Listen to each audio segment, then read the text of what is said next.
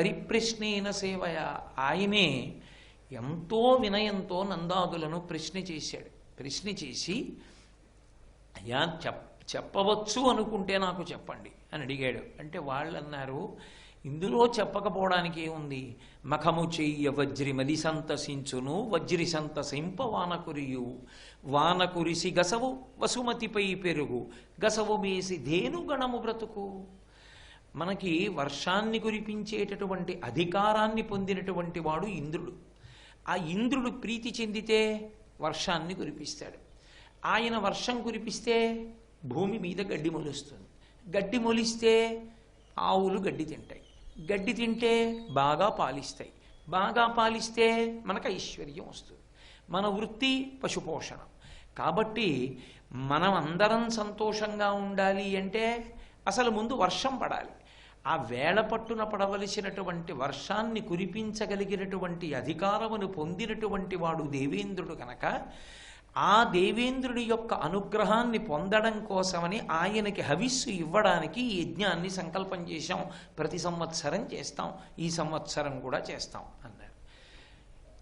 ఈయన ఏమీ తెలియనటువంటి పసిపిల్లవాడిలా తండ్రి దగ్గర వింటున్నవాడిగా కనపడుతున్నప్పటికీ ఆయన పరిపూర్ణ అవతారం. అందుకే ఎక్కడ ఎవరు ఎలా ఉన్నారో తెలుసుకోగలడు. వర్షమును కురిపించేటటువంటి అధికారాన్ని ఇంద్రుడు ఎందుకు పొందాడు అంటే పైన ఉన్న పరమాత్మ యొక్క కటాక్షం చేత. ఆ పైన ఉన్న పరమాత్మయే ఇక్కడ కృష్ణ రూపంలో తిరుగుతున్నాడు. కాబట్టి గోధూళి ధూసరిత కోమల గోపవేషం గోపాల బాలక శతైరనుగమ్యమానం సాయంతనే ప్రతిగృహం పశుబంధనార్థం గచ్చంతమచ్యుత శిశుం ప్రణతోస్మి నిత్యం అంటాడు లీలాశకుడు కృష్ణకర్ణామృతంలో. ఒంటి మీద ధూళి పోసుకుని ఆవుల్ని కాసేవాడిలా ఉండి అనేకమైనటువంటి ఆవుల్ని ఎద్దుల్ని తోలుకుని వచ్చి వెనక గోపాల బాలురు అనుగమిస్తుండగా కొన్ని ఆవుల్ని ఎద్దుల్ని వాళ్ళ ఇళ్లలోకి పంపించినప్పుడు ఆ గోపకాంతలు పిలిచి వీటిని కట్టేయమంటే ఏమీ తెలియనటువంటి పిల్లవాడిలా వాళ్ళు పిలిచినందుకు లోపలికెళ్ళి ఆవుల్ని దూడల్ని ఎద్దుల్ని కట్టి బయటికి వచ్చి చెమట పట్టినటువంటి ఆ చిన్ని పిల్లవాడి రూపంలో ఉన్నటువంటి అచ్యుత శిశువు పరబ్రహ్మమున్నదే, దానికి నేను ప్రతిక్షణం నమస్కరిస్తున్నానంటాడు. అటువంటి కృష్ణ పరబ్రహ్మము చిన్నవాడి రూపంలో ఉన్నా ఆయనకు అన్నీ తెలుసు. వర్షం కురిపించడానికి అధికారం నేనిస్తే నాదే ఈ అధికారం అనుకుని విర్రవీగి గర్వాన్ని పెంచుకున్నాడు ఇంద్రుడు. కాబట్టి ఇప్పుడు ఇంద్రుడికి బుద్ధి చెప్పాలి. అందుకుని నందాదులతో అలా మాట్లాడాడు తప్ప యజ్ఞయాగాది క్రతువులు చెయ్యకూడదన్నది కృష్ణ పరమాత్మ యొక్క తాత్పర్యం కానే కాదు. ఇంద్రుడికి బుద్ధి చెప్పడానికి ఒక మాట చెప్పాడు. నాన్నగారండి, మీరు ఇంద్రుడు వర్షం కురిపిస్తున్నాడు, దానివల్ల మనం సంతోషంగా ఉన్నామంటున్నారు కదా, మన ఎదురుగుండా కనపడుతున్నది గోవర్ధనగిరి. ఆ గోవర్ధనగిరి మీద పచ్చగడ్డి పెరిగింది. ఆ పెరిగినటువంటి పచ్చిగడ్డిని ఆవులు దూడలు ఎద్దులు తింటున్నాయి. దానివలన మనం సంతోషంగా ఉన్నాం. ఎవడు ఏ కర్మ చేశాడో ఆ కర్మ వలన కదా ఫలితాలు వస్తాయి. ఒకడు ఏ కర్మ చేశాడో ఆ కర్మకి సంబంధించినటువంటి పుట్టుక పొందుతాడు. కర్మమునందు పుట్టు జంతువులు ఏ కర్మ చేశాడో ఆ కర్మకి అనుగుణంగా, జంతువు అంటే పశువులు అనుకోకండి, పుట్టుక కర్మపాశము ఉన్న ప్రతి ప్రాణిని పశువని పిలుస్తారు. శంకర భగవత్పాదులంతటి వారు శివానంద లహరిలో పశుమాం సర్వజ్ఞ ప్రజిత కృపయా పాలయ విభో అన్నారు. నేను పశువుని, నువ్వు పశుపతివి, చాలదా మనకి సంబంధం అన్నారు. అందరం పశువులమే. పరమేశ్వరుడు ఆ కర్మపాశములను తన చేతి గొడ్డలితో నరికేసినప్పుడు పశువులు పశుపతి యందు కలిసిపోతాయి. కాబట్టి ఆ భక్తి ఉన్నవాడికి ఆ కర్మపాశములను ఆయన తెగకొస్తాడు. కాబట్టి ఎవరు పశువు కాడు, అందరూ పశువులే. కాబట్టి కర్మల వలనే జంతువులు అంటే అందరూ పుడుతున్నారు, కర్మల ఎందే వృద్ధి పొందుతున్నారు. ఎవడు బాగా కష్టపడి కర్మ చేస్తాడో వాడు వృద్ధిలోకి వస్తాడు, కర్మ ఎందే మరణిస్తాడు. ఎవడు ఏ వృత్తి కష్టపడి చేస్తున్నాడో దానివల్లే ఏదో అనారోగ్యం వస్తుంది, శరీరం బడలిపోతుంది, పడిపోతాడు. చిట్ట చివరికి అసలు కర్మమే దేవత. అసలు యథార్థమునకు కర్మ వలన కదూ శుభాశుభములు కలుగుతున్నాయి. కలుగుతున్నప్పుడు కర్మ కన్నా గొప్పది ఏమిటి? మనం చేస్తున్న కర్మ ఏమిటి? మనం చేస్తున్న కర్మ పశుపోషణ. పశుపోషణానికి ఆధారం గోవర్ధనగిరి. గోవర్ధనగిరికి యాగం చేయడం మానేసి ఇంద్రుడికి యాగం ఏమిటి? మనని పోషిస్తున్న గోవర్ధనగిరిని విడిచిపెట్టి ఇంద్రుణ్ణి ఆశ్రయించి ఆయనకి యజ్ఞం చేయడం ఏమిటి? వద్దన్నాడు ఆయన. కానీ యథార్థం అది కాదుగా. కర్మ కాదుగా ఫలితం ఇచ్చేది. కర్మ వలన ప్రీతి చెందిన భగవానుడు ఇస్తాడు. సత్యనారాయణ వ్రతం చేసిన వాళ్ళ పిల్లలందరికీ ఉద్యోగాలు వస్తాయా? సత్యనారాయణ వ్రతం ప్రీతితో చేసిన వాడెవరో వాడి యొక్క కర్మయందు ఉన్న ప్రీతిని చూసి అనుగ్రహించిన పరమాత్మ వలన ఫలితములు వస్తాయి. 100 కూర్చుని సత్యనారాయణ స్వామి వ్రతం చేస్తే వాళ్ళకి ఫలితం వస్తుందో రాదో నాకు తెలియదే, కానీ ఆ పక్కన కూర్చుని తదేక దీక్షతో చూస్తున్నవాడు ఉన్నాడే పరమభక్తితో, వాడికి వస్తుంది. ఎందుకంటే ఎక్కడైనా సా శ్రద్ధా కడితా సిద్ధి యా వస్తు ఉపలభ్యతే. శ్రద్ధ అన్నది పరమ ప్రధానం. ఉపన్యాసానికి వచ్చి ముందు 4 వరుసల్లో కూర్చుని పెద్దగా సెల్ ఫోన్ మాట్లాడి పక్క వాళ్ళందరూ సెల్లు దింపవయా అని అడిగితే తప్ప సెల్లు పక్కన పెట్టలేనంత అసహ్యకరమైన స్థితిలో ఉపన్యాసాలకి రావడం ఎలా ఉంటుందో, శ్రద్ధ లేకుండా భక్తి లేకుండా చేసేటటువంటి కార్యముల వలన భగవంతుని యొక్క ప్రీతి అన్వయం కాకపోవడం కూడా అలాగే ఉంటుంది. కర్మ చేయడం ప్రధానం కాదు, ఉపన్యాసానికి వెళ్ళడం ప్రధానం కాదు. ఉపన్యాసానికి వెళ్ళి నువ్వు వినడం, పక్కవాళ్ళు వినేటట్టుగా ప్రవర్తించడం ప్రధానం. అలాగే వ్రతం చేయడం ప్రధానం కాదు, వ్రతం చేసినప్పుడు మనసు పరమాత్మ యందు పెట్టడం ప్రధానం. కాబట్టి భక్తి చేత ప్రీతి పొందిన పరమాత్మ కదూ ఫలితాన్ని ఇవ్వాలి. కర్మ తనంత తాను ఫలితాన్ని ఇవ్వదు. భగవాన్ రమణులు అంటారు కర్మ తజ్జడం అంటారు. కర్మ ఏం చేస్తుంది? అది జడం. కర్మ చేత ప్రీతి పొందిన భగవానుడిస్తాడు ఫలితాన్ని. కానీ ఇంద్రుడికి బుద్ధి చెప్పాలి కాబట్టి కృష్ణ పరమాత్మ నందాదులతో ఇంద్రుడికి కాదు చెయ్యవలసింది యజ్ఞాన్ని, మనం గోవర్ధనగిరికి చేద్దాం అని. మీకు నేను ఒక విషయం చెప్తాను. మీరు గోవర్ధనగిరికి యజ్ఞం చెయ్యండి. గోవర్ధనగిరికి అధిష్టానమైనటువంటి పురుషుడు మీకు ప్రత్యక్షంగా కనపడతాడు. కనపడి మీరిచ్చినటువంటి సంభారములను ఆయన తింటాడు, మీరు చూడొచ్చు, తృప్తి పొందుతాడన్నాడు. అయితే గోవర్ధనగిరికి యజ్ఞం చేయమంటున్నాం, ఇక పూర్వం ఎప్పుడు మేము చేయలేదు, మేము ఇంద్రయాగం చేశాం. ఒకవేళ గోవర్ధనగిరికి యజ్ఞం చేస్తే ఎలా చెయ్యాలి? దానికి ఒక కల్పం ఉండాలిగా, ఎలా చెయ్యాలని అడిగారు. అడిగితే ఆయన అన్నాడు, పశులకు, కొండకు, బ్రాహ్మణోత్తములకు మఖము చేయించుట మంచి బుద్ధి. ఇంద్రయాగంబునకేమేమి తెప్పింతు రవియల్ల తెప్పింపుడరసి మీరు పాయసము, అపూపంబులు, సైదపు పిండి వంటలు, పప్పును, బహురసాన్నములు వండపంపుడు. అచలురై పూజ చేయుడచలమునకు ధేను దక్షిణ నిలిచి బహురసాన్నములు పెట్టింపుడు బ్రాహ్మణులకు. హోమంబు చేయుడు అధమ చండాల సునక సంతతికి తగిన భక్ష్యముల నిండు పశువులకు కసవులిండు. ఇంతే యజ్ఞం అన్నాడు. ఇంద్రయాగానికి మీరు ఏం చేస్తున్నారో అవే మీరు చెయ్యండి. ఆయన కొరకు, ఇంద్రయాగం కొరకు ఏ పదార్థములను తెప్పిస్తారో అవే పదార్థములను ఇప్పుడు కూడా తెప్పించండి. ఇంద్రయాగంలో ఎలా ఇస్తారో అలాగే ఈ పదార్థాలన్నింటినీ గోవర్ధనగిరి దగ్గర పొయ్యండి. బ్రాహ్మణులకి మధుర పదార్థాలు పెట్టించి చక్కగా సంభావనలు ఇచ్చి గోదానాలు చెయ్యండి. ఎవ్వరినీ విడిచిపెట్టకండి. ఆఖరికి వీధులలో తిరుగుతున్న కుక్కల్ని కూడా తీసుకొచ్చి కడుపు నిండా అన్నం పెట్టండి. అన్నిటికీ తగినటువంటి పదార్థం ఇచ్చి అందరూ సంతోషంగా ఉండేటట్టుగా, వారు ప్రీతి పొందేటట్టుగా యజ్ఞాన్ని చెయ్యండి. హోమం చేసి దేవతలకి హవిస్సివ్వండి అని. ఇదే గోవర్ధనగిరికి చేసే యాగం. ఇంద్రుడికి ఎలా చేస్తారో అలాగే దీనికి చేస్తారు. కానీ ఇందులో ఒక విశేషం ఉన్నది. వినుడీ శైలము కామరూపి మనలన్ మన్నించు, ఆజ్యాన్నముల్ మనమిప్పించిన ఆహరించు, కలులన్ వేధించు, చిత్తంబులో అనుకంపాతిశయంబు చేసే మనపైనంచున్ సగోపాలుండై వనజక్షుండు నమస్కరించే గిరికిన్ వందారు మందారుడై. ఆయన అన్నాడు, వినుడీ శైలము కామరూపి. ఈ కొండ ఉందే ఇది కామరూపి, కొండలా కనపడుతోంది, కానీ దీని అధిష్టానము కనపడుతుంది, అది తింటుంది. మీకు రేపు కనపడుతుంది, నా మాట నమ్మండి. కలులన్ వేధించు, దుర్మార్గులైనటువంటి వాళ్ళని శిక్షిస్తుంది.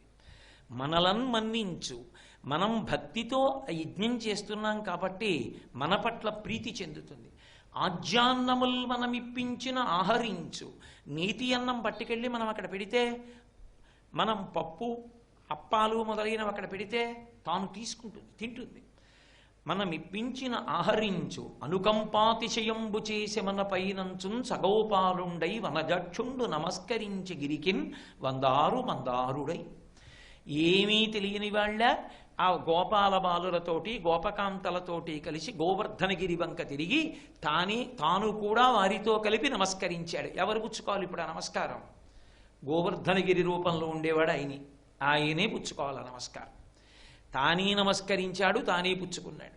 ఏదో శ్రావణ శుక్రవారం వ్రతం అంతా చేసి చిట్ట చివర ఒక మాట అంటుంటాను చూసారా, ఏదో ఎవరిస్తున్నారు అంటే లక్ష్మియే ఇస్తోంది, ఎవరు పుచ్చుకున్నారు అంటే లక్ష్మియే పుచ్చుకుంటోంది, లక్ష్మి ఇస్తోంది, లక్ష్మి పుచ్చుకుంటోంది, ఇద్దరు గృహలక్ష్మి గృహే. కాబట్టి అలా మనమిప్పించిన ఆహరించు అని చెప్పి గోపాల బాలురందరితో కలిపి నమస్కరించాడు. కృష్ణుడు ఏం చెప్పాడో అది నమ్ముతారు వాళ్ళు. నమ్మడం అన్న మాటకు అర్థం ఏమిటంటే కలిసొచ్చినంతకాలం నమ్మడం ఒక రకం, కలిసొచ్చినా కలిసి రాకపోయినా నమ్మడం నిజమైన నమ్మడం. అందుకే భగవంతుడి దగ్గర గురువు దగ్గర ఒక పరీక్ష ఉంటుంది. ఊంచుకున్నవాడైనా చూడడానికి గురువు తిరస్కార భావం చూపిస్తాడు, పట్టించుకోనట్లు, దగ్గరుండద్దని, దూరంగా ఉండమని, నీకెందుకని అలా పరీక్షించి చూస్తాడు. అలా అనడంలో ఏదో ఉంది.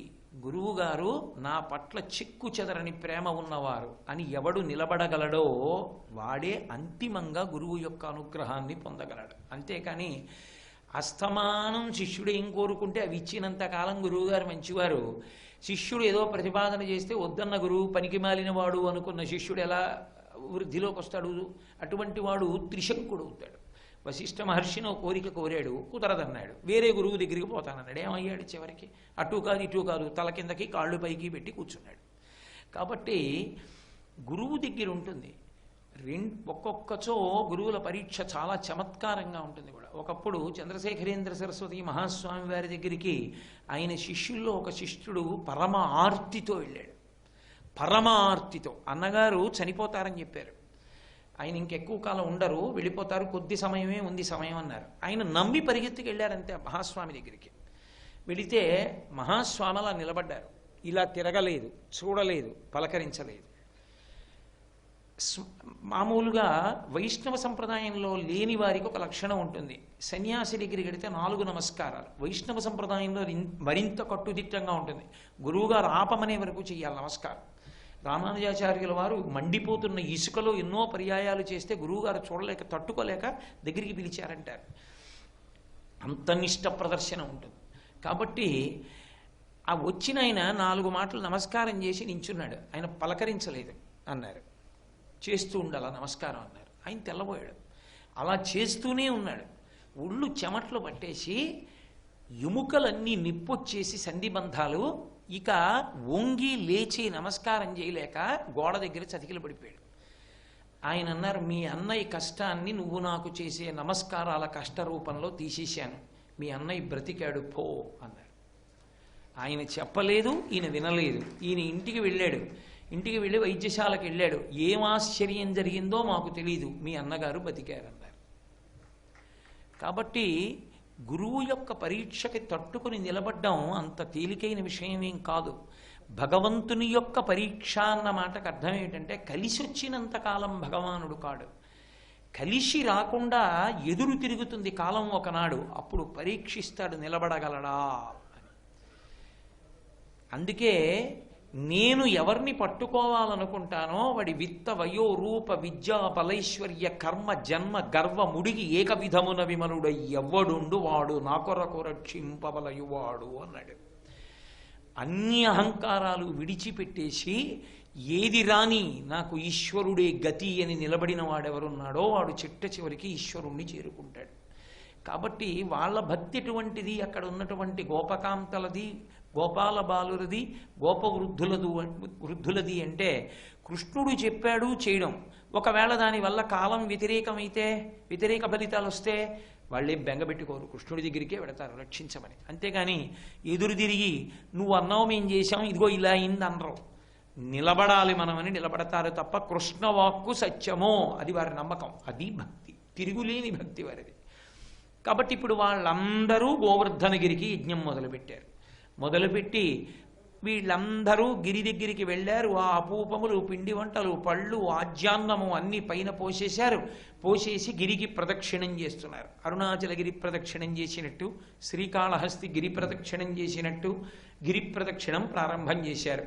పాటించి గాన విద్య పాటవమున తేరులెక్కి బహుదానములన్ పాటల గంధులు పాటలు పాడిరి విరోధి పాటనుడనుచు.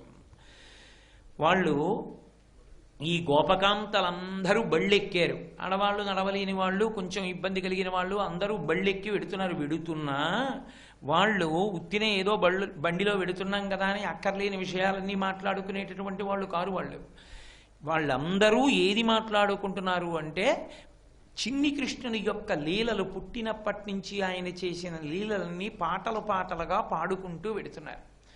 భగవానుడికి కావలసింది ఆర్తి తప్ప ఆవిష్కరణమునందు శాస్త్రీయత ఆయన చూస్తాడా? సమర్థత విచారణ చేస్తాడు ఆయన పొంగిపోతున్నాడు. పాటించి గాన విద్యా పాటవమున తీరులెక్కి బహుతానములన్ పాటల గంధులు కృష్ణుని పాటలు పాడిరి విరోధి పాటనుడనుచున్. శత్రుమర్ధనుడైనటువంటి వాడు ఈ చిన్ని కృష్ణుడు అని వాళ్ళు కృష్ణుడి మీద పాటలు పాడుతూ ఆ బళ్ళలో చక్కగా గిరి ప్రదక్షిణం చేస్తున్నారు. గిరి ప్రదక్షిణం చేస్తున్నది కేవలంగా ఏదో వాళ్లే కారు, వాళ్ళకి సంబంధించినటువంటి అన్నిటికీ ఈశ్వర రక్ష కల్పించాలనుకున్నారు. అందుకని ఆవుల చేత, ఎద్దుల చేత, దూడల చేత కూడా వాళ్ళు ప్రదక్షిణం చేయిస్తున్నారు. అవి జడములు కావుగా, కదలగలవుగా. నీకోసమైతే బండి కట్టుకుంటావా? గిరి ప్రదక్షిణానికి ఆవు రావద్దు, అందులో ఆవుని కూడా తీసుకెళ్లారు వాళ్ళు. ఆవులు వెళ్ళాయి, ఎద్దులు వెళ్ళాయి, దూడలు వెళ్ళాయి. అందుకని పొగరెక్కిన మూపురములు తెగగలవాలములు చెయ్యిల దేహంబులు భూగగనములు నిండు రంకెలు మిగుల మెరసి దేను గణము మెల్లన నడిచాను. అవి పెద్ద పెద్ద చెండ్లంటే మూపురాలంటారు. ఆ బ్రహ్మాండమైనటువంటి వృషభానికి అది నడిచి వెడుతుంటే ఇలా ఇలా ఊగుతాయి ఆ మూపురాలు. ఎంత అందంగా ఉంటుందో. శ్రీశైలంలో సుప్రభాత సమయంలో నడుస్తాడు వృషభం, అద్భుతంగా ఉంటుంది ఆయన యొక్క చెండు కదులుతుంటే. అలా ఆ మూపురములు కదులుతున్నాయి. పొడవైనటువంటి తోకలు అంతంత ఎత్తు. కైలాసాచల సన్నిభంబగు మహాగంభీర గౌరాజమున్ అంటారు పోతన గారు భాగవతంలో. కైలాస పర్వతంలో ఎత్తుగా ఉన్నటువంటి ఎద్దులు, వాటికి కింద వరకు వేలాడుతున్నటువంటి తోకలు. అటువంటి తోకలతో పొగరెక్కిన మూపురములు తెగగలవాలములు శైల దేహంబులు పర్వతం లాంటి శరీరంతో మిగుల మెరసి ధేను గణము మెల్లన నడిచెన్. ఏదో పరుగులు పరిగెత్తే అటు ఇటు పారిపోవడం కాదు, అవి కూడా ప్రదక్షిణం అంతే. ప్రదక్షిణంలాగే అంత అందంగా చేస్తున్నాయి. అంటే అంత మెల్లగా వెడుతున్నారు. ఓ కాగితము, చీపురు పుల్లో కాగితమో పెన్నో పట్టుకుని అది ఏదో ఒకటి పూర్తి చేసేయాలన్నట్టు గిరగిరా తిరిగోటి పొడి చేస్తూ ఉండడం, ఓ అంకె కొట్టేస్తూ ఉండడంలా చేస్తున్న ప్రదక్షిణాలు కావు. ఎంతో భక్తి పురస్సరంగా ఇంతకన్నా అదృష్టం ఏముందని మెల్లగా చేస్తున్న ప్రదక్షిణం. చక్కగా పాటలు పాడుతూ చేస్తున్నారు. వాళ్ళు ఎలా చేస్తున్నారో ఎద్దులు కూడా అలాగే వెడుతున్నాయి. ఇవన్నీ వెడుతుండగా అక్కడ ఆ గోవర్ధనోద్ధరణమునందు ఆ గోవర్ధనగిరికి అధిష్టానమైనటువంటి పురుషుడు వీళ్ళందరూ చూస్తుండగా తింటున్నాడు. వీళ్ళందరూ నమస్కారం పెడుతున్నారు. ఆయన వీళ్ళ నమస్కారం అందుకుంటున్నట్టుగా పైనుంచి కనపడుతున్నాడు. కృష్ణుడే అక్కడ కనపడుతున్నాడు, ఇక్కడ నమస్కారం పెడుతున్నాడు, ఇక్కడ నమస్కారం పెడుతున్నాడు, అక్కడ పుచ్చుకుంటున్నాడు. రెండూ ఒకటే. బింబ ప్రతిబింబ న్యాయంగా ఉన్నాడు అక్కడ. అందరూ తిరుగుతున్నారు, సంతోషంగా ఉంది. ఈలోగా ఇంద్రుడికి కబురెళ్ళింది. అయ్యా, నీకు ప్రతి సంవత్సరం యజ్ఞం చేసేవారు గోపబాలురు, కానీ ఈ సంవత్సరం వాళ్ళెవరూ నీకు యజ్ఞం చెయ్యరట. ఎందుకు చెయ్యరో తెలుసా? అక్కడ ఆ వంశంలో ఉద్భవించినటువంటి కృష్ణుడనబడేటటువంటి పిల్లవాడు వాళ్లతో చెప్పేట, ఇంద్రుడికి చెయ్యవలసిన అవసరం ఏముంది, గోవర్ధనగిరికి చేస్తే చాలు అని. అందుకని వాళ్ళు గోవర్ధనగిరికి యజ్ఞం చేస్తున్నారు, నీకు యజ్ఞం చెయ్యరట అని చెప్పారు. అంతే. ఎవడికి ఉన్మత్తత ఏర్పడుతుందో ఉన్న స్థానాన్ని బట్టి దాని వలన గర్వం ఏర్పడుతుంది. సేవక లక్షణం ఉందనుకోండి, వాడికి అహంకారం ఏర్పడేటటువంటి లక్షణం ఎందుకు ఉంటుంది?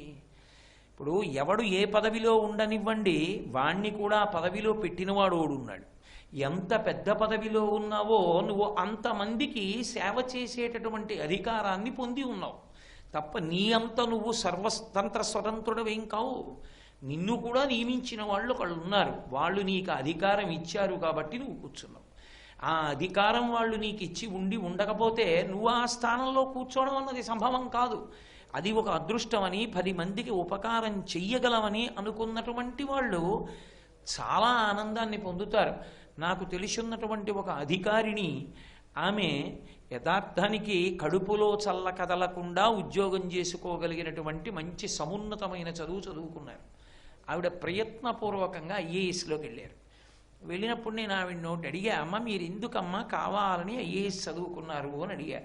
అడిగితే ఆవిడ నాతో ఓ మాట అన్నారు, నేను ఒక సంతకం పెడితే ఎక్కువ మందికి ఉపయోగపడచ్చు అన్న కోరికతో ఐఏఎస్ చదివానండి అన్నారు. నేను మురిసిపోయిన ఆ మాటకి, ఎంత సంస్కృతి కలిగిన మాటరా అని. కాబట్టి పైన ఒక అధికారం ఉంది, దానివల్ల నీకు అధికారం వచ్చింది. కూర్చున్న దగ్గర నుంచి నా అంతవాణ్ణి నేను అనుకుంటే అదే ప్రమాదాలు తీసుకొస్తుంది. ఇంద్రుడు అదే అనుకున్నాడు, నా అంతవాణ్ణి నేను వర్షం కురిపించేవాణ్ణి, వాళ్ళెవరు నాకు యజ్ఞం చేయకపోవడానికి, కాబట్టి శిక్ష వేస్తానన్నాడు. అది కూడా ఎంత అనకూడని మాటలు వచ్చేసాయో చూడాలండి. ఒకసారి ఆగ్రహం రావాలి, కానీ నోటి వెంట ఎటువంటి మాట అయినా వస్తుంది.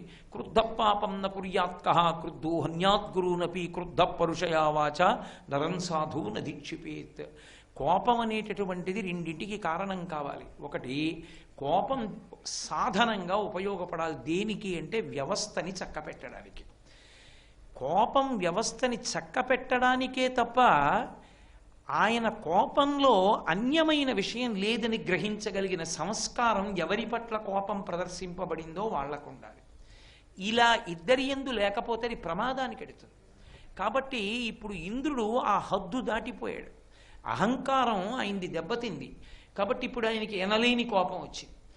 పెరుగుల్ నేతులు త్రావి కొవ్వి ముది భువినాభీరుల్ మదాభీరులై గిరిసంఘాత కఠోరపత్ర దళన అని వాళ్ళు బాగా పెరుగు నెయ్యి తాగారు, దానివల్ల ఒళ్ళు కొవ్విందన్నాడు. ఎంత దారుణమైన మాట. మనం సాధారణంగా ఆ పెరుగు ఎక్కువ తిన్నా, నెయ్యి ఎక్కువ తిన్నా, వెన్నపూస ఎక్కువ తిన్నా కొవ్వు పట్టిందంటాం. వాళ్ళు గోపకులు కాబట్టి వాళ్ళు పెరుగులు నేతులు ఎక్కువ తాగుతారు. వాళ్ళు పెరుగులు నేతులు తాగి వాళ్ళకి బాగా కొవ్వు పట్టింది అన్నాడు. పెరుగుల్ నేతులు తావి క్రొవ్వి భువి నాభీరుల్ మదాభీరులై గిరిసంఘాత కఠోరపత్ర దళన క్రీడా సమారంభ దుర్భరదంభోళిధరున్ పురంధరుననున్ పాటించి పూజింపక గిరికిన్ పూజలు చేసిపోయినదిపో కృష్ణుండు ప్రేరేపగం. తన దగ్గరికి వచ్చేటప్పటికి ఎంత పెద్ద సమాసం వేసుకున్నాడో చూడండి. అహంకారం వచ్చినప్పుడు వచ్చేటటువంటి వాడి మాటల తీరు ఎలా ఉంటుందో పోతన గారి పద్యాలు అలా పడతాయి. అది ఆయన యొక్క కవిత్వానికి ఉన్న గొప్పతనం. గిరిసంఘాత కఠోరపత్ర దళన క్రీడా సమారంభ దుర్భరదంబోళిధరన్ పురంధరునను అన్నాడు. పర్వతములకు ఒకప్పుడు రెక్కలుండేవి, అవి ఎగురుతున్నాయని పర్వతముల యొక్క రెక్కలను నా వజ్రాయుధంతో తెగటార్చినటువంటి వాణ్ణి. అటువంటి నాకు యజ్ఞం చెయ్యకుండా వాళ్ళిష్టం వచ్చినట్టు యజ్ఞం గోవర్ధనగిరికి చేస్తారా? నేనేం చేస్తానో చూస్తారు ఇప్పుడు అన్నాడు. ఉజ్జత్ సంపద నంబినంద తనయోద్యోగంబునన్ వెర్రులై మధ్యాగంబు విసర్జనీయమనిరీ మర్త్యుల్ వడిన్నీరు మీ విద్యుద్వల్లులు గప్పి గర్జనములన్ వేధించి గోవుల్ జనుల్ సత్యో మృత్యువు పొంద రాల్కురియుడి శౌర్యంబ వార్యంబుగన్ అన్నాడు. వర్తక మేఘములను ఉంటాయి, అవి భయంకరమైనటువంటి మేఘములు, అంత కుండపోత కింద వర్షిస్తాయి. వడగళ్ళు పిడుగులు ఉరుములతో వస్తాయి. వాటిని సంకెళ్ళు వేసి ఇనప గొలుసులతో కడతారట. వాటి దగ్గరికి వెళ్ళి తాళాలు తీసి ఆ గొలుసులు విప్పాడు. విప్పడం ఏమిటి, పెడతాయి అవి. ఇంద్రుడి యొక్క ఆజ్ఞ ఇటెళ్ళమంటే పెడతాయి. నేను వెనక వస్తాను ఐరావతానికి. దేనికి? చూడ్డానికి విధ్వంసాన్ని. సర్వం శ్రీ ఉమామహేశ్వర పరబ్రహ్మార్పణమస్తు. స్వస్తి.